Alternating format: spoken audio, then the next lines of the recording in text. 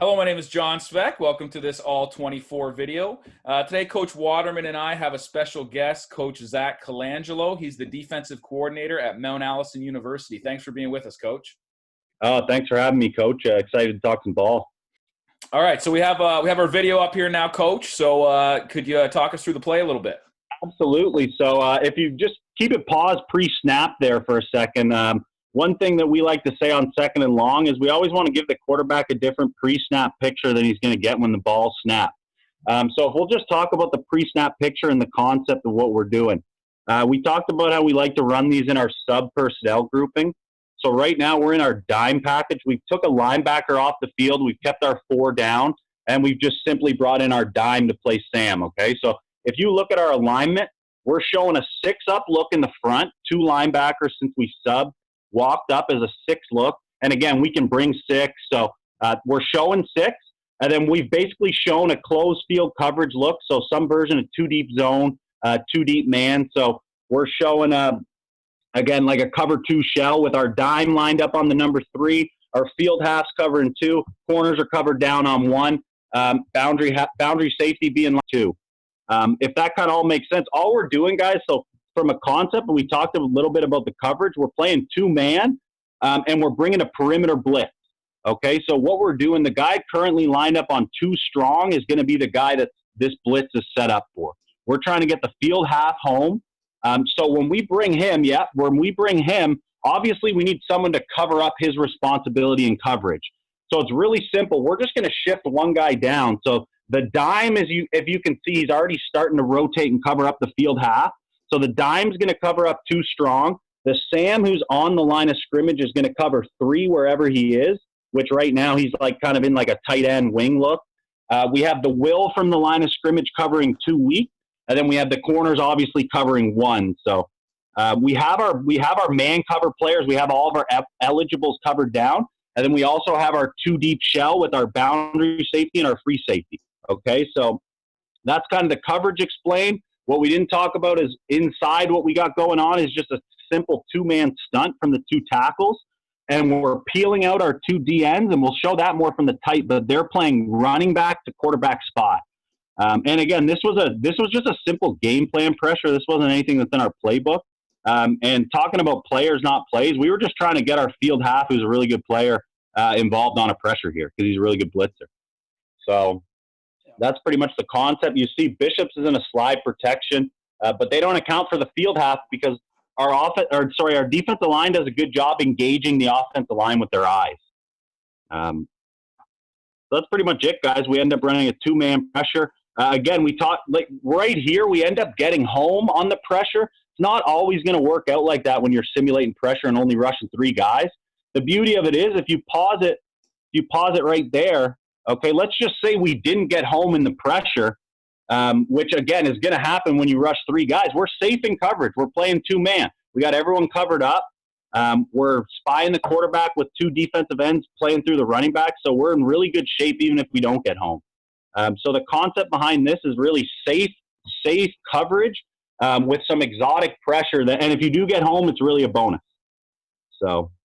Hey, Coach, you mentioned a little bit about the ends having the back and the quarterback. Can you talk a little bit about how you peel off those guys? Absolutely. So if we could actually go to the tight, I'll be able to give you guys a better of what we're doing up front. So that's a great question. So if you pause it right there, or actually a little bit more, let number 11 creep into the screen here. He's stemming around a little bit. There he is. So all we're doing here, guys, again, we talked about we're playing 2-man, so we have to cover the 6 eligibles anytime we're in man coverage. We're covering 38 here, the tailback, with our 2 mugged-up defensive ends. So if you see 96 on the weak side in the B gap and number 11, what we're teaching them is they're both responsible for the tailback and the quarterback. So we got 2 guys for 2.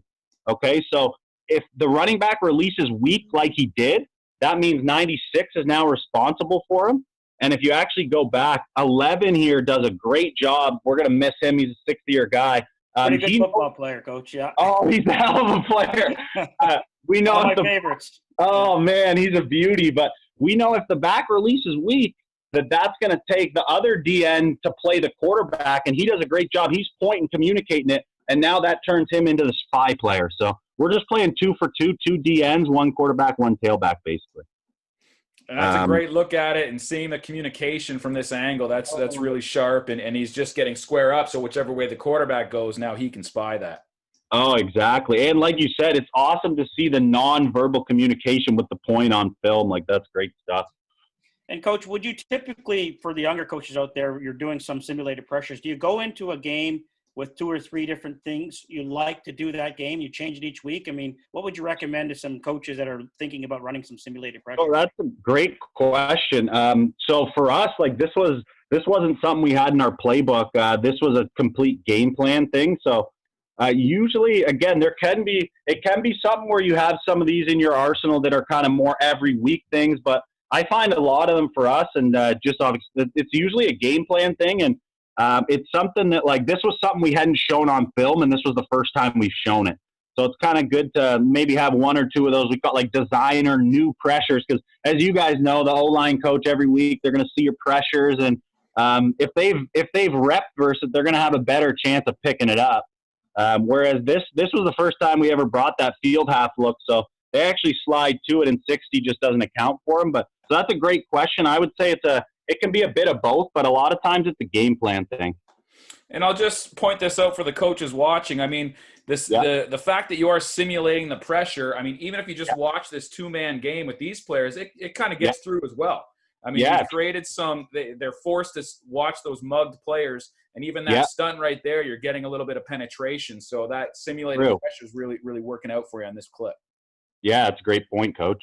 Well, I just have a same kind of question that I asked in our first segment there, and it's just a formation thing, you know, the way I think about it. So if they were to have come out in quads in this, still a one-back set, can you talk about the adjustment you would have made, or were you checking out of this? Yeah, so that's a great question. So again, the first thing when we're in man coverage, like we got to cover down on our eligibles. So we actually have the will linebacker number 31 on the line of scrimmage is responsible for 2 weeks, right? So again, our coverage priorities are going to take responsibility. So again, we're teaching, we want to give these guys a good pre-snap, and he's doing a great job showing right now that he's pressure, and it doesn't look like he's covering 2 weak in man, right? So if it was quads, simply all we would do is we would line up differently with our front, where 31 would have to end up on the strong side, right? Because he knows he would be because we're covering the tailback with our front.